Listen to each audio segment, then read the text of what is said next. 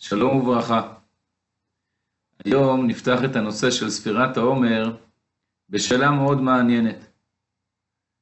מה הסיבה שלא מברכים על מצוות ספירת העומר את ברכת שהחיינו? הרי זו מצווה הבאה מזמן לזמן, וממילא בפשטות היה צריך לברך עליה שהחיינו. הרשב"א מתייחס לשאלה הזאת והוא כותב דבר מאוד מעניין. הוא כותב מכיוון שכיום אין קיום מצוות ספירת העומר אלא משום עוגמת נפש, שהרי כל ספירת העומר כיום היא זכר למקדש. ואם כן, יש בקיום המצווה הזו משום צער הנפש שאנחנו לא זוכים לקיים אותה בשלמותה בבית המקדש. ממילא אי אפשר לברך עליה שהחיינו. אבל מה כן משמע מדבריו? שבעזרת השם מיד כשיבוא משיח צדקנו, כן יוכלו לברך על המצווה הזו ברכת שהחיינו. אבל הרדב"ז בשו"ת שלו מביא טעמים אחרים לכך שלא מברכים על מצוות ספירת העומר ברכת שהחיינו. הוא מסביר לכל הראש שהרי מצוות ספירת העומר הקיום שלה הוא לא קיום מיידי, אלא זו מצווה נמשכת על פני 50 יום.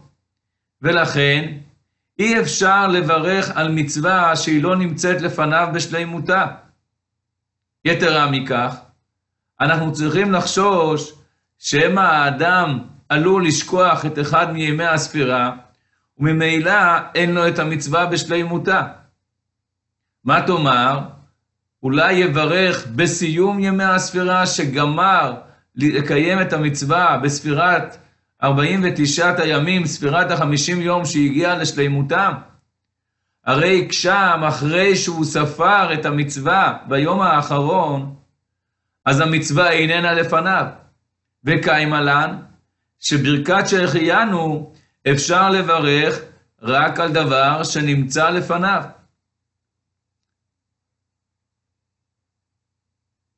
יתרה מכך, אומר הרדב"ז עוד טעם, הרי כל מצוות ספירת העומר היא לא מצווה כשלעצמה, אלא היא מהווה מצווה של הכנה לחג השבועות. ממילא כאשר מברכים בחג השבועות את ברכת שהחיינו, יוצא שמברכים שהחיינו גם כן על ההכנה שהיא ספירת העומר.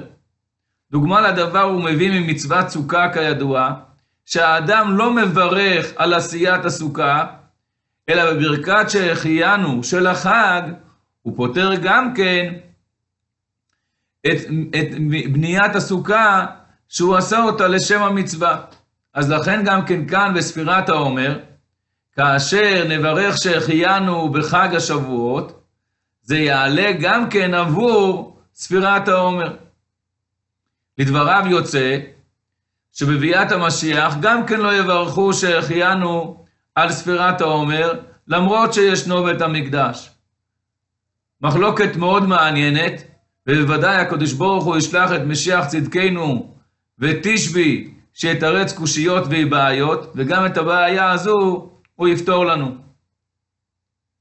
נעבור כעת לשאלה מאוד מעניינת בדיני ספירת העומר, ונציג את השאלה הזו בכללות ובפירוט בשני פנים. והשאלה היא, האם אדם יכול לזכות את חברו בספירת העומר?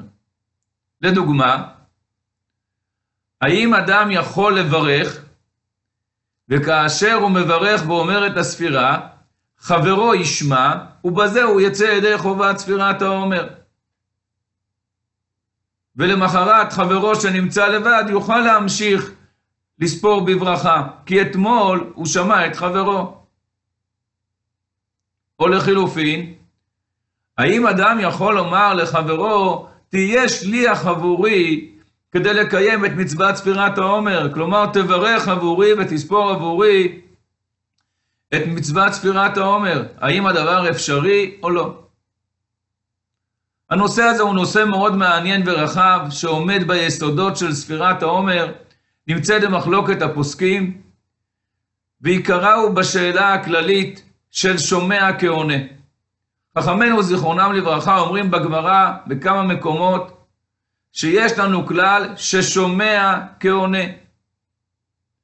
אמנם בכללות רש"י כותב שם שמי שאינו יודע לקרות וגם לא יודע לענות, אז כאשר הוא שומע מחברו הוא יוצא ידי חובה. אבל הדין הזה של שומע כעונה, אנחנו מוצאים אותו בעוד כמה פרטים, גם כן בעניין של שליח ציבור, שמוציא את הרבים ידי חובתן. אדם שמתכוון לצאת ידי אמירת חברו, בברכה וכדומה. אז האם גם כן כאן, בספירת העומר, נוכל לומר, שאחד יברך, וחברו יוציא אותו ידי חובה? או כנזכר מדין שליחות, האם זה שייך?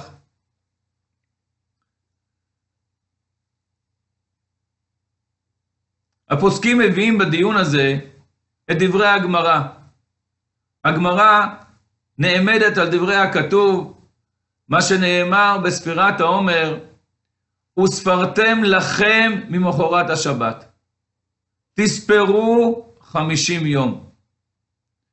7 שבועות תספור לך.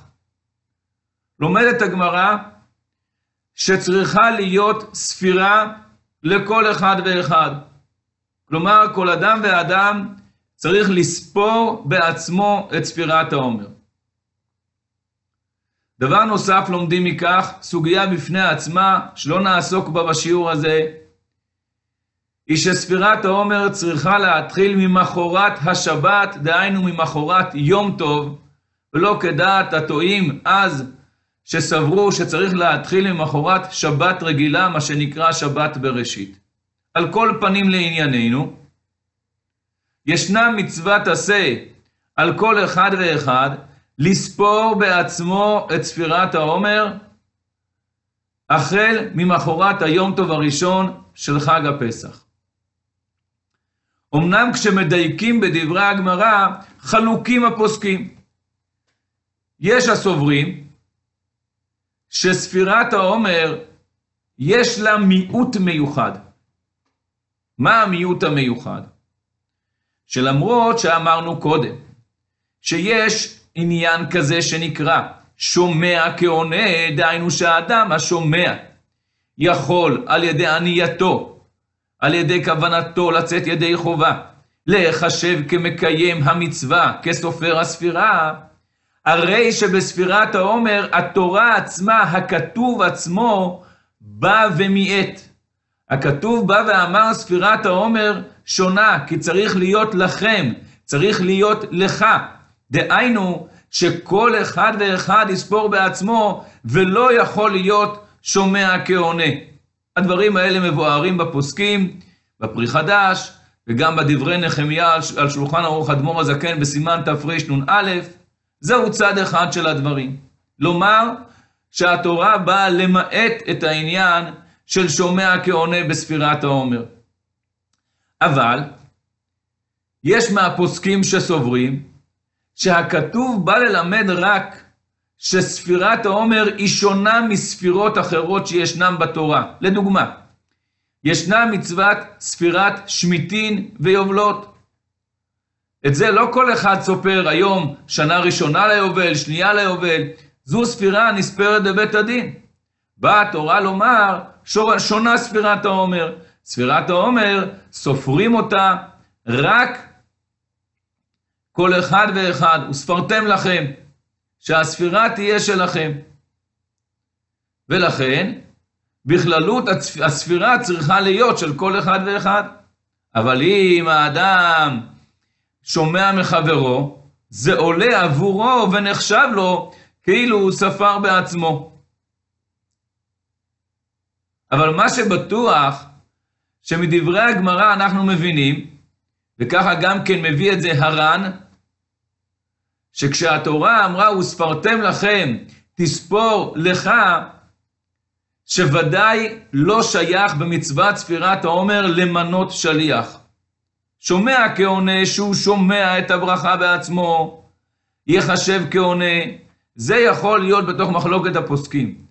אבל שליח שעושה עבורו את הדבר, והוא לא נמצא להיות שומע כעונה אפילו, זה ודאי שלא יכול להיות בספירת העומר. ולכן אדם שמינה את חברו לספור עבורו ספירת העומר, והוא לא שמע את הברכה ולא את הספירה, ודאי שלא יצא ידי חובה. אבל בנוגע לספירה עצמה, כאמור נחלקו הפוסקים, האם מעתה התורה את שומע כעונה בעניין ספירת העומר, או שישנה אפשרות שיהיה שומע כעונה בספירת העומר. מכיוון שאנחנו מדברים על שומע כעונה, יש לנו שאלה מאוד מעניינת. הרי אנחנו יודעים שבכל בית כנסת ישנו שליח ציבור, ושליח הציבור, כל מה שהוא ניגש וכל תפקידו לפי ההלכה, הוא להוציא את הרבים ידי חובתן. והרי שליח הציבור הוא עומד ומברך את ספירת העומר בקול.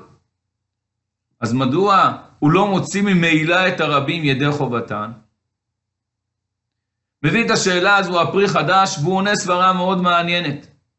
הוא אומר, מכיוון שלספירת העומר יש חביבות מיוחדת, שהתורה אמרה, וספרתם לכם, תספור לך, וכל אחד רוצה לקיים את המצווה הזו בעצמו, הרי שמעיקר הדברים, השליח ציבור לא רוצה ליטול את הזכות הזו מהשומע, והוא לא מתכוון להוציאו ידי חובה.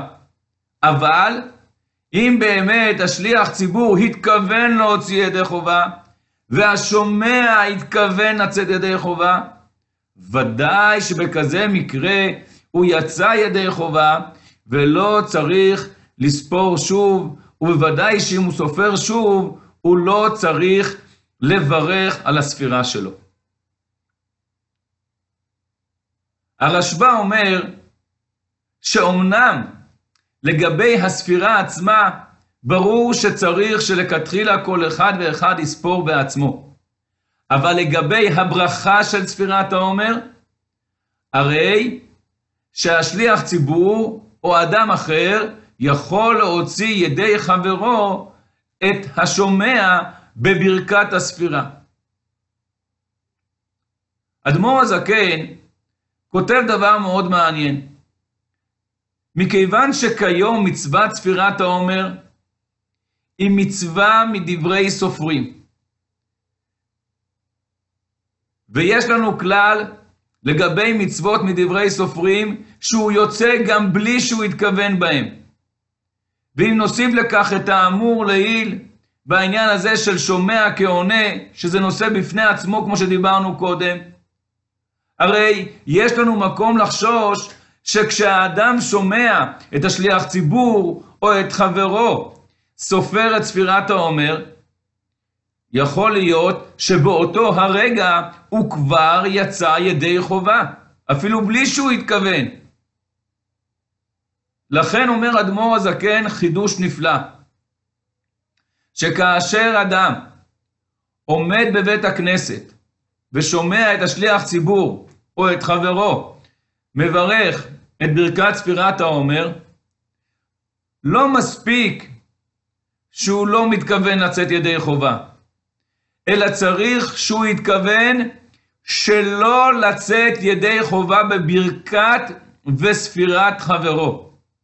ואם הוא לא יתכוון כך, אומר אדמו"ר הזקן, יספור בלי ברכה.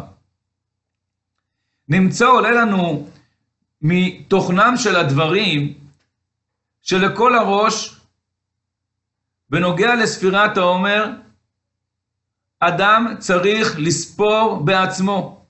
זה עיקר החביבות והמצווה של התורה, שככה צריך להיות לכתחילה, שכל אחד מברך בעצמו וסופר בעצמו את הספירה.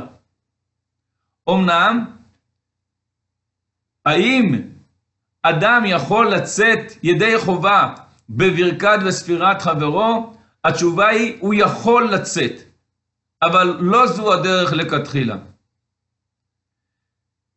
וכיום שהמצווה היא מדברי סופרים, אדמו"ר הזקן חושש עוד יותר, שאפילו אם הוא לא התכוון, הוא יוצא ידי חובה במה שהוא שומע את חברו.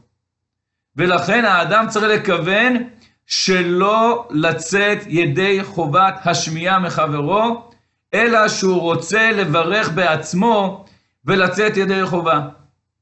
וכאמור בפתיחת הדברים, שאנחנו מחכים ומצפים לבניין בית המקדש ולקיום מצוות ספירת העומר בשלימותה בביאת משיח צדקנו, ואז תיפטר לנו השאלה גם האם נברך שהחיינו על ספירת העומר, או שמא נמצא בברכת שהחיינו של חג השבועות גם על ספירת העומר.